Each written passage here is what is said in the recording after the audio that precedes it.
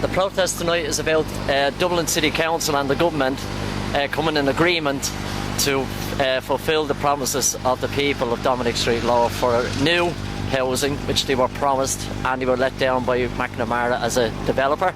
It's up to Dublin City Council to fulfil the prospects of the people and the hopes of the children and the people of the future. I'm Rita Fagan and I'm a community development worker in St Michael's Estate for 20 years now. So signed off of a plan on the 14th of January to the developer MacNamara, and we were delighted and we were given dinner and all that night.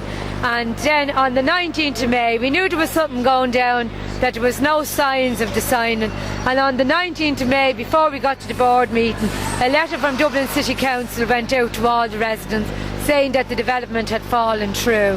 So from the 19th of May to the 1st of December there has been no action. There's been no action. They set up an interdisciplinary team and they excluded the community, and they should have learned from the past that you can't exclude the community. They went off on a junket to Boston to look at the Corkran and Gemston. Again they left the communities out, and we have been protesting and been making our voices heard, and we're not going away, and we won't go away until we get some form of justice from that council. And we're going in tonight to hear what's been fed back inside, and we're meeting them again tomorrow. And if we're not happy with it, we want a 4-acre site that could be built now for the people of St Michael's Estate.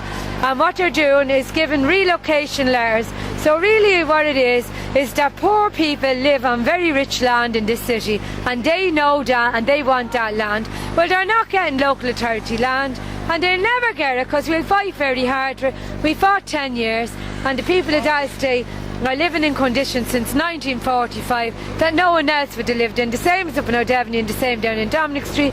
And then other projects like Dolphin House, like Denora Avenue, all of those are now on a long waiting list for their hopes and dreams. So in actual fact, the public-private partnership, we said, wasn't the way to build social housing or facilities. And what it did was it shattered the hopes and dreams of people who are always the ones to pay a price. What the people say, people have the power. It's the use of that power that the people have to get across to people that's in power. So to get that dimension going, it's an outspoken thing for the people to be on top all the time. Let me just ask you, who do you blame for this? The government. Well, government invented PPP. It has demolished PPP. It has been told that PPP wasn't. They might say Ballymun was a great project. They might say Fatima Mansions was a great. That was all fine for the day that it was. That's when the eye to Tiger was there as well. And the money was there. Now that everything has gone, the credit crunch, etc., etc. Now the PPP doesn't exist anymore. It's not viable anymore. I mean, the government says they have 485 billion euros to bail out the banks.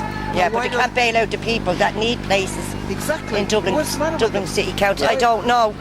We were over here marching the last time, and we were saying they bailed out the banks. Why can't they bail out the people in the inner city and everywhere else that's been there, fighting for the last year? Let's get something straight. That Dublin, the Dublin City Council at the moment, Dublin City Council and the government, under the new plans now that we hope is drawn up on, we call it Plan B. And Plan B would be to build social housing.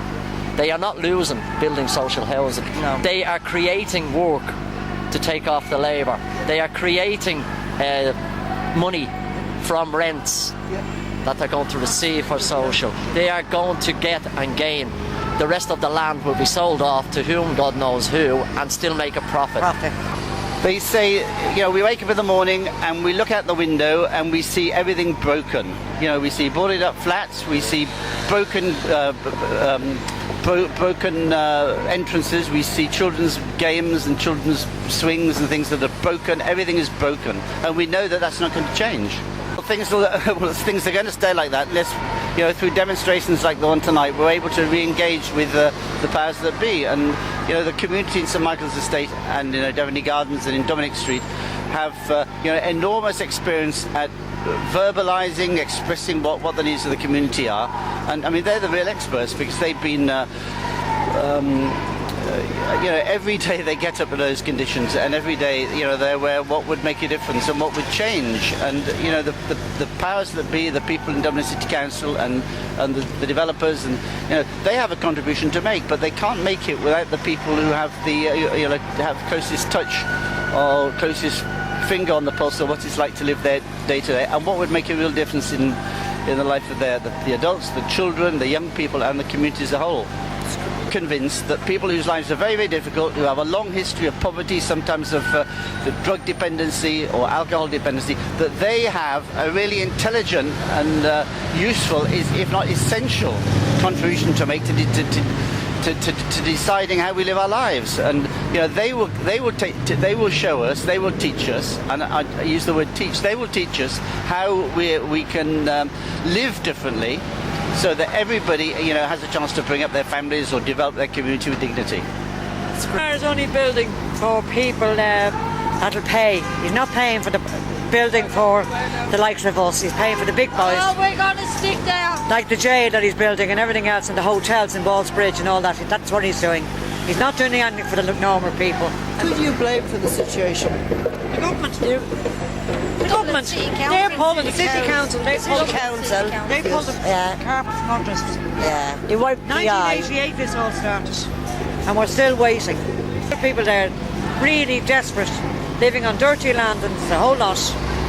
They can't get in their doors. They have to lock yourselves in, which is disgraceful in this day and age. Oh, they probably will build them, but it'll probably take another 3 or 4 years, and that's no good for the people now. They should have the money to do it now.